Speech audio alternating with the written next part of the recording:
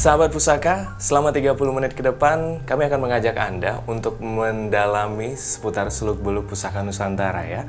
Bersama saya Ari Kalimasada, saat ini kita ketemu lagi tentunya di program Pusaka. Nah, untuk kesempatan kali ini kita akan mengangkat satu tema yang sangat menarik sekali, yaitu bicara seputar korelasi agama dan juga pusaka. Ya, karena ini menarik sekali. Jadi buat Anda yang ingin mengetahui, jangan lewatkan kebersamaan kita kali ini permisaannya di rumah, karena sudah hadir dua narasumber di sini untuk bicara seputar antara korelasi agama dan juga pusaka itu sendiri ya. Yang pertama sudah hadir di tengah-tengah kita semua, beliau dari Padepokan Eyang Gelung ya, yaitu adalah Haji Muhammad Ali. Apa kabar Pak Haji? Alhamdulillah baik. Sehat Pak Haji? Alhamdulillah. Luar biasa sekali sehat Pak Haji ya. Dan selain Pak Haji Muhammad Ali, saat ini juga sudah hadir bersama kita, di mana beliau merupakan seorang pemerhati pusaka dan juga merupakan lulusan Sastra Jawa UI yang seperti biasa menemani kita, yaitu adalah Mas Doni. Apa kabar Mas Doni? Baik Mas Haji. Ketemu lagi kita saat ini gitu ya, siap membahas seputar pusaka gitu ya. Baik. Nah, ini kalau bicara mengenai Padepokan Eyang Gelung ya, permisaannya di rumah, di sini selain kegiatan-kegiatan seputar budaya, yaitu adalah berkaitan dengan pusaka itu sendiri, di Padepokan ini juga ada beberapa kegiatan-kegiatan lainnya yang berkaitan dengan keagamaan. Nah, ini kalau bicara mengenai kegiatan yang sering dilakukan di sini, ini apa aja nih Pak Haji? Mungkin bisa dijelaskan. Jadi kegiatan yang berlangsung di Padepokan ini, alhamdulillah. Yang pertama yaitu kita setiap 1 bulan 1 kali mengadakan majelis zikir manakib Syekh Abdul Qadir Jailani. Itu setiap 1 bulan 1 kali. Kemudian itu semuanya dari mana aja tuh? Apa seputar lingkungan sini atau juga mungkin dari daerah-daerah lain? Alhamdulillah sampai dari Lampung juga sampai. Dari Lampung, ya? Kemudian ada dari Palembang juga sampai ke sini. Rame-rame datang bersini. Kita berzikir bersama, bermunajat bersama, mohon kepada Allah supaya apa yang diharapkan itu insya Allah dikabul oleh Allah Subhanahu wa Ta'ala. Jadi terbuka untuk umum ya Pak Haji? Terbuka untuk umum. Jadi kalau misalnya pemirsa yang ada di rumah lagi menonton kita, boleh datang gitu ya? Tafadhol, sangat diharapkan kehadirannya. Baik. Gitu. Selain itu apa aja? Selain itu kami juga mengadakan peringatan hari-hari besar Islam. Contohnya seperti peringatan Maulid, Isra dan Mi'raj, santunan anak yatim termasuk juga ada di dalamnya. Jadi alhamdulillah, jadi satu program demi program berjalan dengan lancar berkat dukungan kawan-kawan semuanya. Baik. Alhamdulillah. Tentunya sangat luar biasa sekali Padepokan Eyang Gelung ini. Iya, alhamdulillah. Ya. Banyak kegiatan yang dilakukan di sini. Iya, betul. Tapi kalau bicara balik lagi seputar pusaka itu sendiri, tentunya ini berkaitan dengan tema yang kita angkat saat ini, yaitu antara korelasi pusaka dan juga agama. Ini menurut pandangan awam masyarakat luas, mungkin pendapat dari Pak Haji mungkin bisa disampaikan, ini seperti apa sih gambarannya gitu Pak Haji? Jadi begini, ketika Nabi besar Muhammad SAW meninggal dunia, ketika beliau wafat, itu beliau meninggalkan 2 pusaka. Apa aja itu Pak Haji? Yang pertama pusaka yang diam saja. Diam saja. Yang kedua pusaka yang bisa bicara. Pusaka yang diam saja itu adalah maut. Maut? Diam maut. Nungguin maut. Yang kedua pusaka yang dapat bicara. Apa itu? Itu adalah Al-Quran yang ada di hadapan kita. Oh subhanallah. Apabila kita buntu di dalam menjalani hidup, maka tanyalah kepada Al-Quran. Lalu bagaimana kita bertanya kepada Al-Quran? Maka tanyalah kepada ahli-ahli yang membidangi Al-Quran. Gitu ya. Lalu pusaka yang ada di sekitar kita ini kan merupakan budaya identitas suatu bangsa. Iya, baik. Contoh, kalau di Pulau Jawa barangkali dengan keris, tombak, panah dan lain sebagainya. Kalau kita berangkat ke Malaysia mungkin lain lagi. Kalau kita berangkat ke Timur Tengah barangkali lain lagi. Ke Cina lain lagi. Ke Cina lain lagi. Beda daerah beda pusaka juga beda gitu pusaka, ya? betul. Seperti itu. Nah, tergantung bagaimana kita menyikapi terhadap pusaka-pusaka ini. Alhamdulillah di Padepokan di sini pusaka dirawat, dibersihkan, dan kita tidak pernah mempertuhankan pusaka. Oh, oke. Tidak pernah. Jadi tidak ada yang berlebihan banget gitu Tidak ya? ada yang berlebihan. Hanya sekedar menjaga dan Menjaga, gitu ya? melestarikan budaya bangsa yang begitu sangat istimewa ini kan harus kita jaga. Ini merupakan aset budaya bangsa yang harus kita jaga, Yang berharga ya, Pak. yang berharga, kemudian akan diperkenalkan kepada generasi yang akan datang. Betul, betul. Seperti itu. Tapi sayangnya itu tadi masyarakat awam banyak yang tidak tahu seperti yang dijelaskan Pak Haji ini kan saya. Makanya ketika kita memahami sebuah pusaka, itu tanyakan kepada ahlinya. Tanyakan kepada yang mengerti. Kebanyakan masyarakat awam dia pegang pusaka, kemudian dia Gagah-gagahan gitu ya? kegagah-gagahan, dia tidak ngerti, akhirnya mempertuhankan pusaka itu. Karena zaman sekarang ini kan manusia ini diibaratkan seperti daun kering, Pak. Jadi daun kering gitu itu ya? pertama itu sulit diikat. Oh, patah-patah ya, rusak Sulit ya, diikat kering ya itu. betul. Kedua, gampang dikumpulin. Betul. Ketiga, mudah dibakar. Keempat, berisik. Oh, iya. Itu masyarakat Ilmunya belum tahu apa-apa udah memvonis ini haram, ini bid'ah, ini sesat, ini musyrik gitu. Padahal Allah Subhanahu wa taala kalau ingin memberikan keistimewaan, kelebihan kepada benda itu boleh-boleh saja terserah itu Allah. haknya Tuhan betul. ya Gusti Allah. Ya barangkali contoh kecil misalnya kepada tongkat Nabi Musa dan lain-lain para nabi yang lain yang diberikan kelebihan oleh Allah Subhanahu wa taala. Nah, kemudian kalau kita memandang sesuatu itu kemudian menjadi musyrik, kita berangkat haji aja contohnya. Ketika di Mekah kan kita tawaf. Iya. Betul. Kalau kita waktu berangkat haji, tawaf di Mekah kita minta kepada batu yang kotak tuh yang namanya Ka'bah, musyrik udah. Musyrik. Niat berangkatnya ke sana enggak lillahi ta'ala aja Kepada musyrik. Allah Subhanahu wa taala. Kemudian ketika kita ziarah di makam Rasulullah di Madinah, maka ketika kita berdoa di makam Nabi, kemudian para penjaganya itu selalu bawa pentungan. Kita dipukul. Syirik. Syirik, haram, kiblat. Artinya kita tidak minta kepada Nabi Muhammad. Iya. Kita minta kepada Allah. Nah, kalau seandainya kita minta kepada Nabi Muhammad, salah. Betul. Jadi tergantung bagaimana manusianya, dikembalikan kepada manusianya. Karena dalam kitab Adabul Insan itu ada keterangan bahwa syirik itu diibaratkan seperti semut hitam yang ada di batu hitam yang ada di kegelapan malam.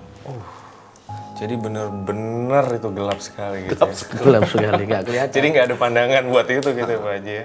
Lalu apa kekuatan apa yang membuat kita yakin kepada Allah kalau kita tidak ada kekuatan tauhid keimanan kita kepada Allah Subhanahu wa taala. Betul. Jadi sebenarnya sederhana Pak Ustadz ya, sederhana. Iya, nilai iman kita kepada Tapi yang ada sekarang kan banyak orang yang kemudian dengan kekerasan memaksakan puasa itu musyrik terus dihancurkan padahal itu aset budaya bangsa. Maaf yang seperti terjadi di Purwakarta ya. Seperti itu. Atau patung Itu aset budaya bangsa yang harus kita jaga, kita lestarikan, kita perkenalkan kepada anak cucu kita yang di belakang. Oh, rupanya Pangeran Diponegoro itu perang dulu nggak pakai selepetan. Ngerti nggak selepetan dia pakai keris. Betul. Kenapa harus pakai keris? Kok nggak pakai samurai? Pangeran Diponegoro bukan orang Jepang. Betul. Karena orang Jawa gitu. Kan orang Jawa. Gitu. Iya. Imam Bonjol juga pakai ini orang Minang ya. Coba kalau Pangeran Diponegoro atau Imam Bonjol beliau orang Jepang mungkin perangnya pakai samurai. Jadi memang sangat menarik sekali kalau bicara mengenai pusaka ini sendiri ya. Karena antara kita paham dan juga tidak paham itu yang membuat pandangan di masyarakat itu yang berbeda gitu ya. berbeda, betul. Baik itu pandangan miring dan juga pandangannya sebenarnya seputar pusaka itu ya. Dan ini tentunya sangat menarik sekali pemirsa di rumah, obrolan seputar korelasi antara agama dan juga pusaka ini akan kita lanjutkan setelah satu ini ya. Jadi pastikan Anda jangan kemana-mana, tentunya bersama saya Reka Limasada dan juga dua narasumber kita di Pusaka.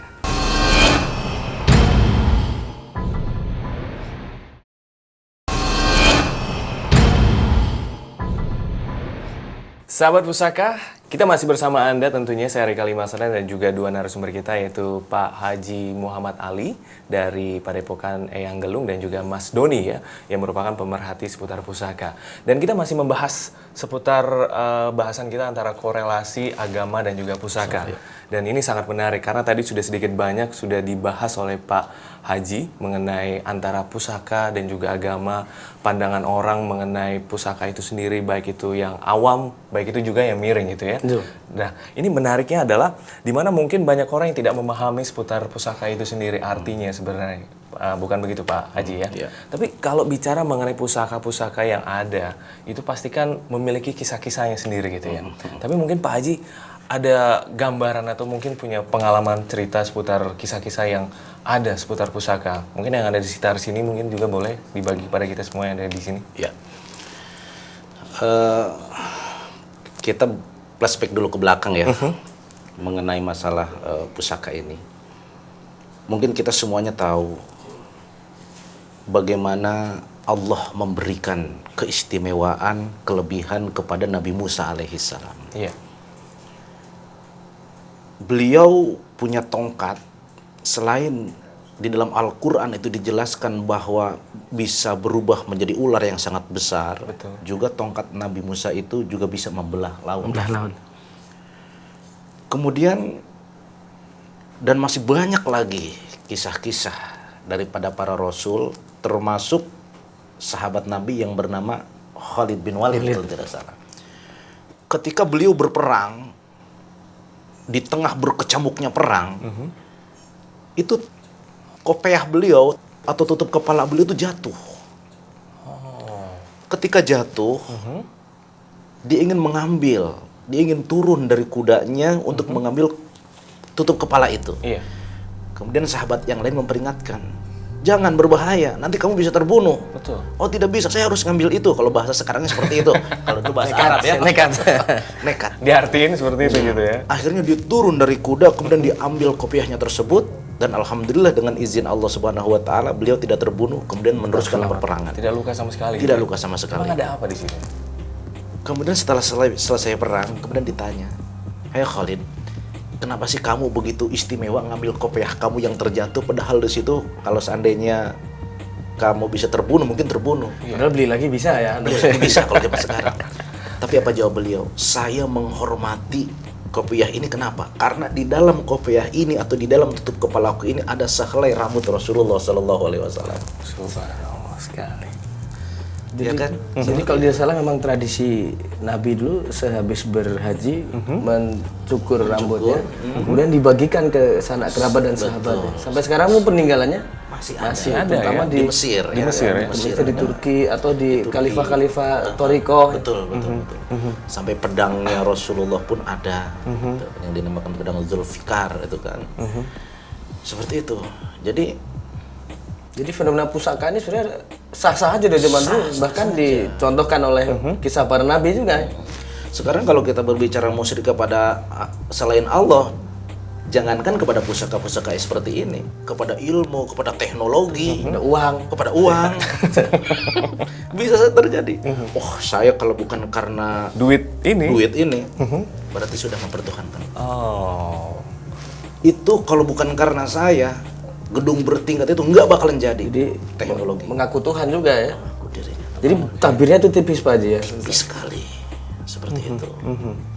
Tapi sebenarnya kalau bicara mengenai pusaka ini sendiri berkaitan dengan kisah-kisah ini Mas Doni, ini kalau dari sudut pandang akademis ini seperti apa? Mungkin ada pengalaman-pengalaman? Sebenarnya kalau dari catatan sejarah, kebetulan saya S2-nya sejarah, peninggalan Nabi, terutama Nabi Muhammad dan Nabi-Nabi sebelumnya itu, peninggalan pusakanya banyak dan indah-indah, bagus. Seperti yang kita lihat pusaka di sini dihias dengan emas, perak, dan batu mulia. Jadi walaupun memang ini adalah berwujud senjata, tapi kan tidak sebagai senjata, tapi sebagai hal yang lain, dianggap sebagai peninggalan sejarah, sebagai warisan dari leluhur, dipakai juga sebagai peringatan kan, bahwasanya hidup harus waspada. Jadi dalam catatan sejarah kita bisa jumpai pedang-pedang peninggalan Nabi itu dihias dengan emas yang indah dan dengan batu-batu mulia, dan ya itulah pusaka. Bahwasanya tidak secara pragmatis kita lihat senjata hanya untuk berperang.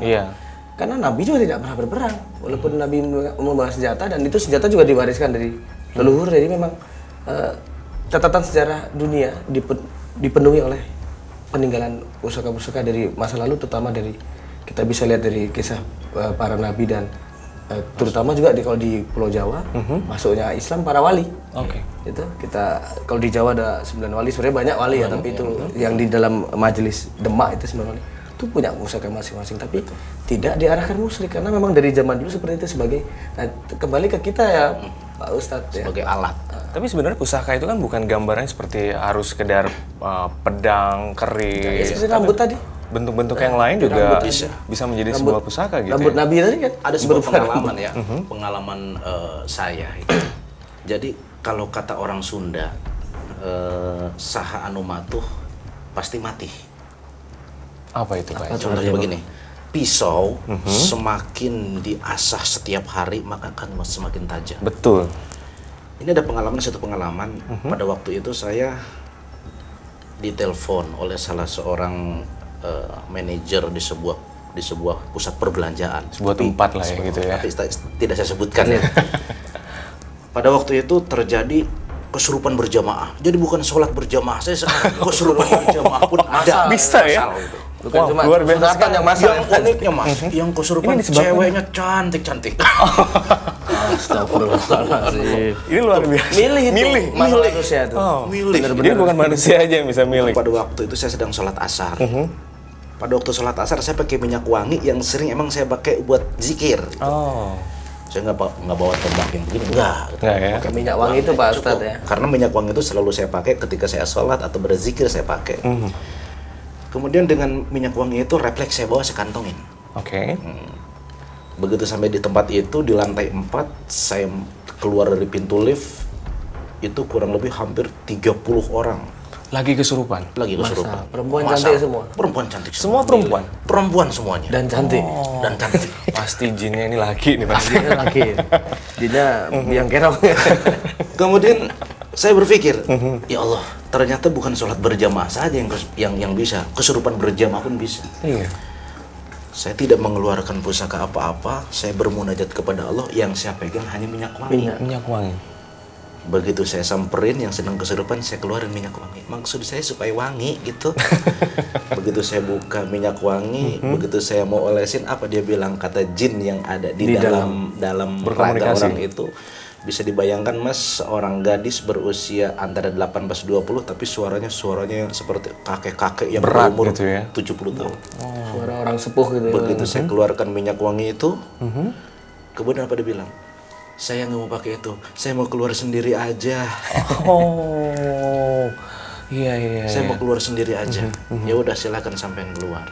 Akhirnya alhamdulillah dengan izin Allah semuanya juga keluar satu persatu. Saya datang, saya belum sempat saya kasih minyak wangi, baru saya buka tutupnya. Sudah nggak mau itu panas. Jadi jinnya banyak ya. Banyak betul. Jadi pernah saya tanya itu namanya, mohon tidak sebut namanya ya. Iya. Saya bilang berapa pasukan sampean di sini? Dia bilang 4.000. Saya bilang mau demo ke DP.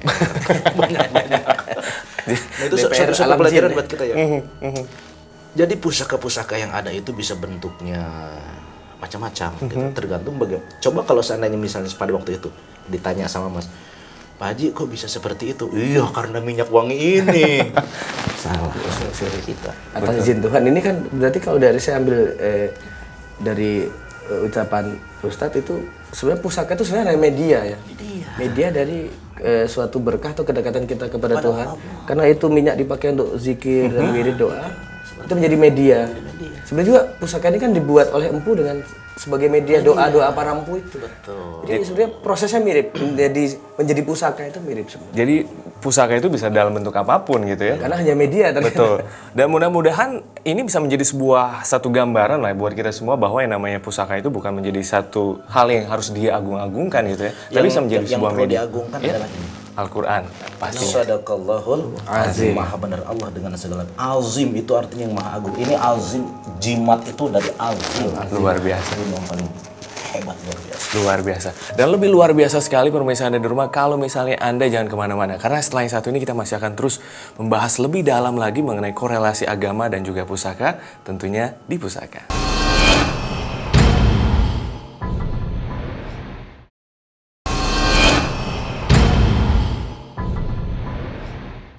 Sahabat Pusaka, kita kembali lagi tentunya masih di Pusaka dan kita masih bersama Pak Ustadz Muhammad Ali dari Padepokan Eyang Gelung dan juga Mas Doni ya, di mana beliau ini merupakan pemerhati seputar pusaka dari lulusan Sastra Jawa UI.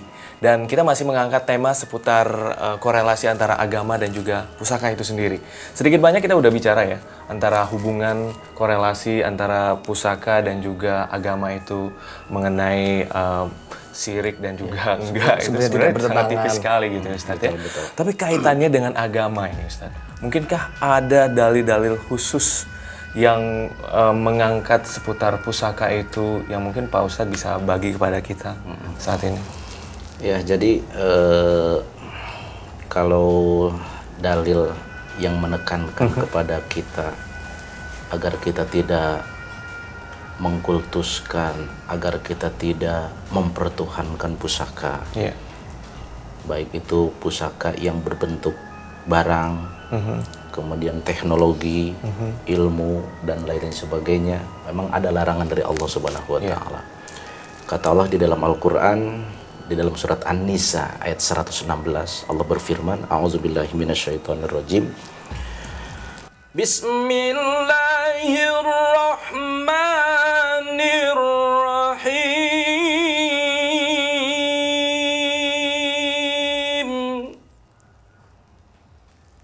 Wa man